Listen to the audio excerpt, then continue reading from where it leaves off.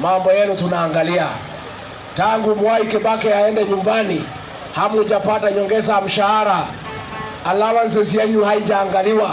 Serikali ya William Ruto, the first 100 days, tutatekelezea nyinyi mshahara na vile mtakaa. Na nyinyi polisi pia mkuwe waangwana. Tukipatia nyinyi mshahara mzuri, muachane na hawa raia wafanya biashara. Siko namna hiyo. Tunataka hao polisi tumesikizana na ni waangwana. Na ni dada zetu na ndugu zetu. Hata hao wameumia. Tukiwapea mshahara mzuri, tuwatengenezee bodi ya kupeleka watoto.